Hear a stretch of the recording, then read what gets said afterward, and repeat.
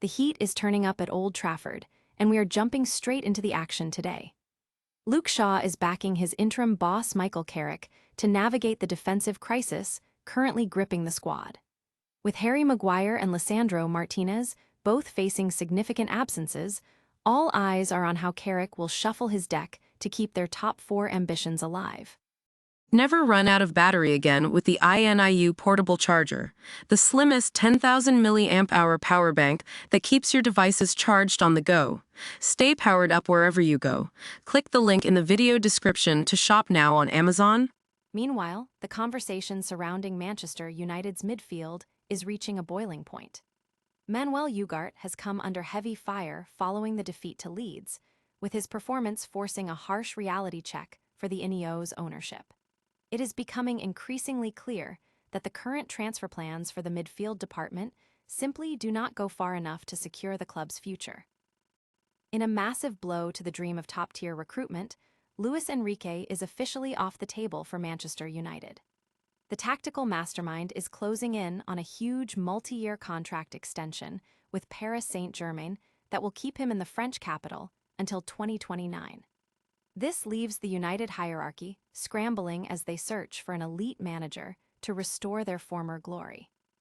Finally, we have a major shakeup brewing in the north as Jose Mourinho emerges as the lead candidate for the Newcastle United managerial job. With the club bracing for a summer of potential upheaval, the special one is being eyed to lead the next phase of the project at St. James Park. Stay tuned as these stories develop, and make sure to hit that like button and subscribe to the channel so you never miss an update. Ever wonder what really separates a good coach from a great one under pressure? It's not just the tactics on the whiteboard, it's the ability to navigate a total defensive crisis. Manchester United is currently facing a nightmare scenario at the back, with both Maguire and Lisandro Martinez sidelined. It's the kind of situation that could sink an interim manager's season, yet the mood inside the camp suggests otherwise. Why? Because according to Luke Shaw, Michael Carrick isn't just filling a seat, he's unlocking a mindset. Shaw has been vocal about how Carrick's deep understanding of the club's DNA and his history as a serial winner allow him to get the best out of whoever is available.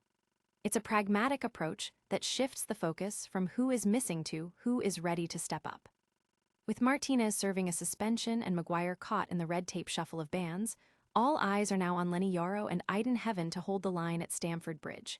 If Shaw is right, Carrick has a knack for making players rise to the occasion, regardless of the headlines. It's a massive test of depth for the Red Devils, but in the world of football, talent is only half the battle, belief is the rest. Do you think Carrick can navigate this defensive storm and keep the top four dream alive against Chelsea? Let me know your thoughts in the comments below, and don't forget to hit that subscribe button for your weekly dose of United insight. Sometimes, the biggest victories are found when your back is firmly against the wall. Ever felt like watching a train wreck in slow motion? That was Manchester United's midfield against Leeds on Monday night. With Kobbie Mainoo sidelined, the spotlight fell on Manuel Ugarte, and let's just say, it wasn't a pretty sight. Fans were left rolling their eyes before the whistle even blew, and by the end, Ugarte had secured the unwanted title of worst player on the pitch. It's a harsh reality check for the Ineos ownership group, proving that their current transfer strategy is nowhere near aggressive enough to fix this disaster. Think about it. United is operating with just 3 senior central midfielders, and 2 of them are massive liabilities. Casemiro might bag a goal here and there, but physically, he's getting dominated every single week. Meanwhile, Ugarte has proven he just isn't at the level required for a club of this stature. For too long, Mainoo has been the only thing papering over these cracks, but at just 20 years old, relying on him to carry the entire department is reckless, especially considering his recent injury record. We're talking about a 60-game season. You can't run a top-tier midfield on hope and spare parts. If Ineos only brings in 2 players this summer, they are destined to repeat the same failures we've seen all year. They need a total overhaul, 3 established, high-quality signings, supplemented by academy talent ready to step up. Imagine a rotation featuring Mainoo paired with someone like Carlos Baleba, supported by the tactical intelligence of Joe Gomes and the versatility of Matías Fernandes. That is a squad with actual depth. If United wants to stop spinning their wheels, they need to stop looking for quick fixes and start building a foundation.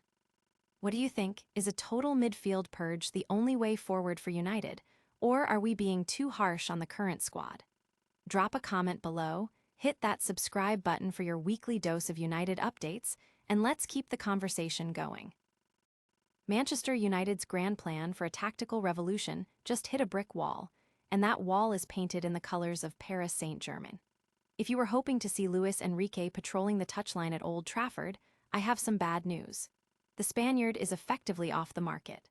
Reports confirm that negotiations for a massive multi-year contract extension at the Parc des Princes are moving so fast that an exit is now practically impossible. For United, this is a gut punch. They saw Enrique as the golden ticket to drag them back to the European elite, but it turns out the grass isn't just greener in Paris. It is where he intends to stay until 2029. Why the change of heart? Well, look at what he has achieved. Enrique hasn't just managed PSG, he has surgically dismantled the bling-bling era that relied on aging superstars like Messi, Neymar, and Mbappe. He replaced that vanity project with something far more dangerous, a disciplined, high-energy collective machine. Just look at Ousmane Dembele's transformation from an inconsistent winger to a Ballon d'Or winner under his watch. That is world-class coaching in its purest form. Enrique has built a monster, and he clearly isn't finished playing with it. While he once teased a special attraction to the Premier League, Enrique has decided he'd rather beat English clubs than coach them. After knocking Liverpool out of the Champions League, he proved that his tactical blueprint is currently one of the best on the planet. By securing his future in France, he has removed all distractions, allowing him to focus entirely on turning PSG into the definitive dominant force in Europe. For Manchester United, the search for a savior continues, and the question remains: who is left that can actually provide what they need? What do you think? Did United ever actually have a chance, or was Enrique always destined to stay in Paris? Drop a comment below and let us know your thoughts. Don't forget to hit that subscribe button to keep up with all the latest football news, because in this game, the next big twist is always just around the corner. Could the special one be heading to St. James Park? Forget the rumors you've heard.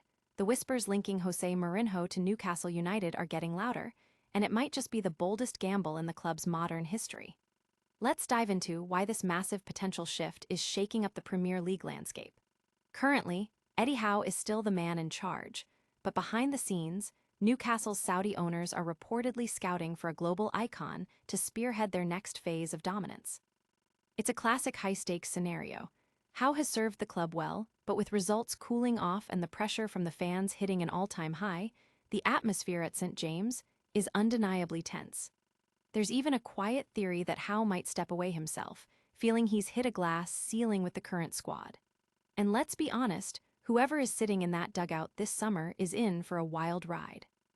We are looking at a potential squad exodus, with stars like Sandro Tonali, Tino Livramento, and Anthony Gordon swirling in transfer rumors. If Newcastle has to undergo a major rebuild, the board might be looking for a heavyweight name like Mourinho to navigate that storm.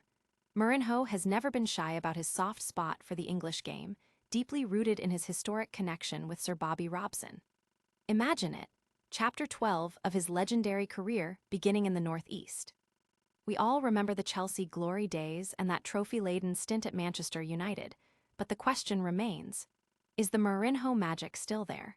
Critics argue his tactical influence has dimmed during his recent travels, and there's always that lingering fear of his famous third-season syndrome or his tendency to ruffle feathers in the dressing room.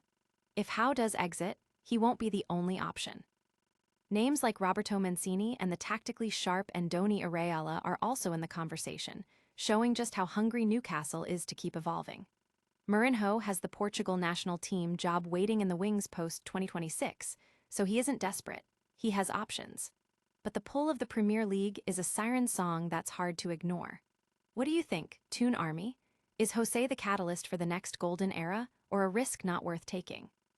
Let me know your take in the comments below. Hit that like button if you're enjoying the updates, and make sure you're subscribed so you don't miss the next big breaking story.